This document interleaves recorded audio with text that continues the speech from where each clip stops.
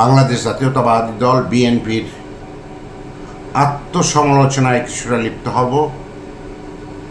সেই আত্মসমালোচনাটা প্রথমে আমি শুরু করি আমাদের মাননীয় প্রধানমন্ত্রী ও দলীয় চেয়ারম্যান জনাব তারেক রহমান, যিনি দীর্ঘ 17 বছর অত্যাচার, নিগ্রহ, প্রবাস জীবন, তিনি নয়, ওনার পরিবার সহ সকলকে, প্রাক্তন প্রধানমন্ত্রী, আমাদের যে চেয়ারপারসন, ওনার উপর অত্যাচার কেস, এই সব মিলিয়ে বিএনপি, সমগ্র বিএনপি দলকে যেভাবে অত্যাচারিত করা হয়েছিল, সেখান থেকে উঠে এসে উনি 17 বছর পর আজকের বাংলাদেশের প্রধানমন্ত্রীর দায়িত্ব গ্রহণ করেছেন, অর্থাৎ বাংলাদেশের জনগণের শ্রেষ্ঠ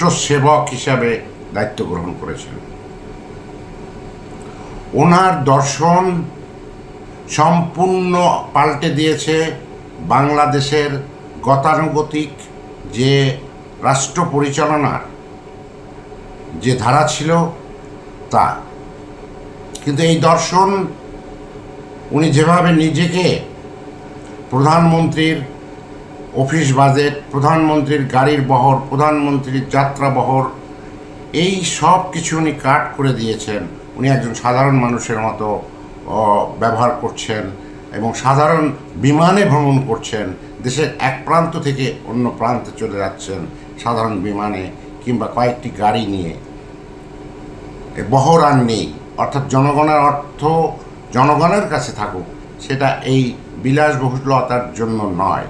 এটাই উনি ওনার এই দর্শনে প্রমাণ করতে চেয়েছেন। উনি করতে চাচ্ছেন একটা নতুন ফর্মে, একটা নতুন উদ্যোগে দেশ পরিচালনা এবং রাষ্ট্র পরিচালনা, একই সাথে দল পরিচালনা।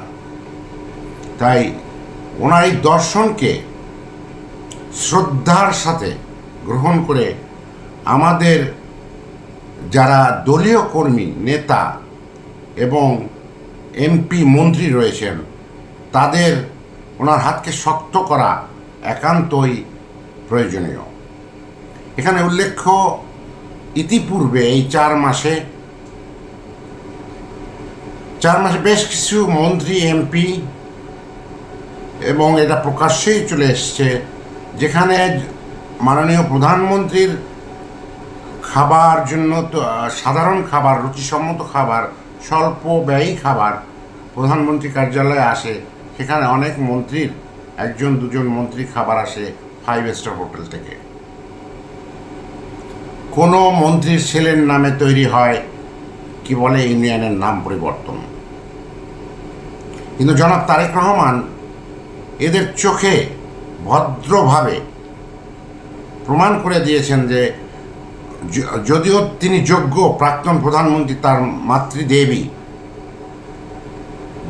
জনাবা খালেদা জিয়ার নামে যে প্রকৌশল বিদ্যালয়ের নাম করা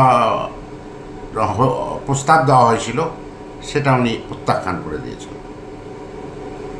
এর দ্বারা উনি কী বলতে চেয়েছেন আমাদের নেতা কর্মী সবাই বুঝতে হবে। ওনার এই দর্শনের মাধ্যমে উনি কী বলতে চেয়েছেন। উনি কাউকে বকাঝকা করে কিছু বলেননি। উনি বলতে চেয়েছেন ধীর, স্থির, লিবারেল এবং জনগণের সাথে সম্পৃক্ত হয়ে জনগণের উন্নয়ন করুন।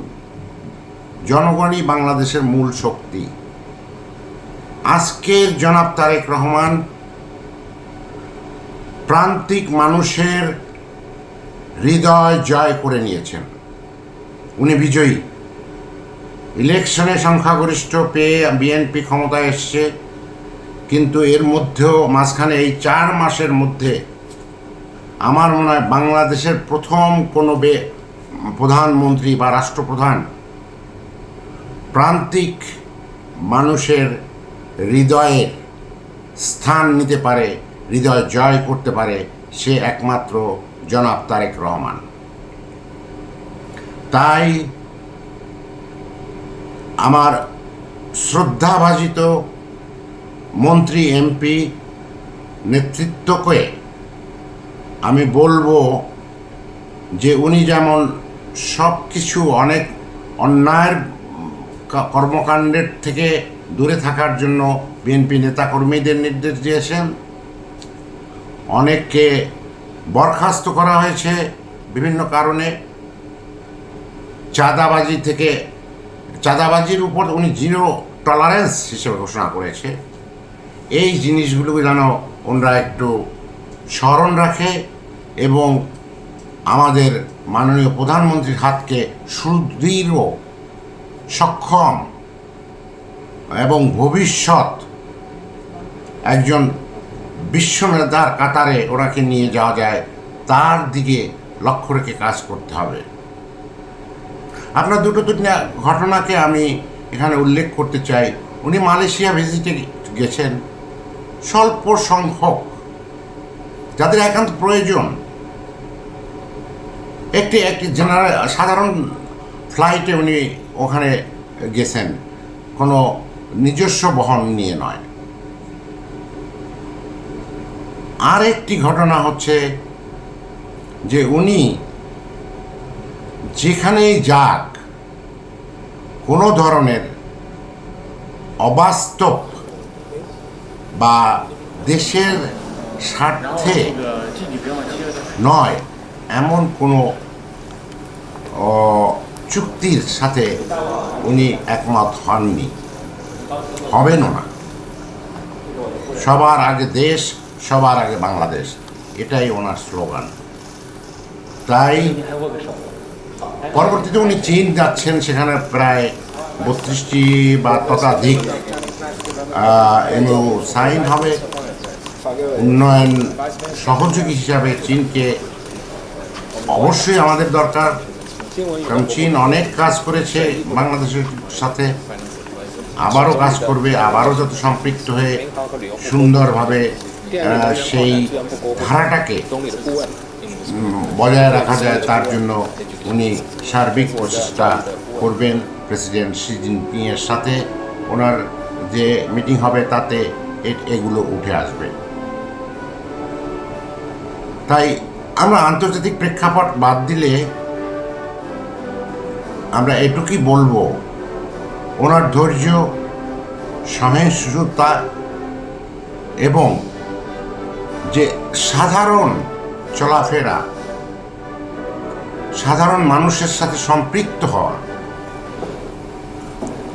সাধারণ মানুষের সাথে হাত মিলানো, সাধারণ মানুষের কাছে গিয়ে উনি তার সুখ দুঃখের বর্ণনা শোনা এবং সমাধান করা, এটা ওনাকে এক অনন্য উচ্চতায় প্রেরিত করেছে, যা পূর্ববর্তী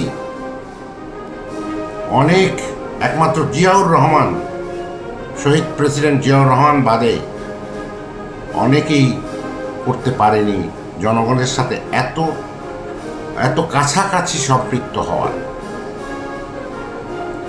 তাই ওনার হাতকে সবল করুন আমাদের অগ্রজ নেতারা, এমপি মন্ত্রীরা। এইসব নামকরণ, এইসব 5 স্টার হোটেলের খাবার, এটা জনগণের টাকা। এটা জনাব তারেক রহমান, যিনি রাষ্ট্রপ্রধান, তিনিই বুঝিয়ে দিয়েছেন যে এইটা আমাদের যত মিনিমাম, যত নিম্ন খরচ করে সরকারকে এই যে অর্থকোষ থেকে টাকা নেওয়ার বন্ধ করা যায় তার জন্য তিনিই শুরু করেছেন। সুতরাং তার পদাঙ্ক অনুসরণ করুন এবং যাতে করে এইটা পুনরাবৃত্তি না হয় তার চেষ্টা করুন। সর্বাগ্রে এবং সর্বশেষে আমি যেটা দিয়ে শুরু করেছিলাম, এইটা আমাদের দলীয় আত্মসমালোচনা, কারো মনে দুঃখ দেওয়ার জন্য, কাউকে করার জন্য নয়। সুতরাং আমরা সকলে সকল বিএনপি নেতা কর্মী, এমপি, মন্ত্রী এবং নীতি নির্ধারকদের কাছে অনুরোধ থাকবে জনাব তারেক রহমানের যে দর্শন, তাকে ফলো করে চললেই আমাদের দলটি চিরবিজয়ী হবে। তারেক রহমান হবে বিশ্বের একজন শ্রেষ্ঠ নেতার। ধন্যবাদ।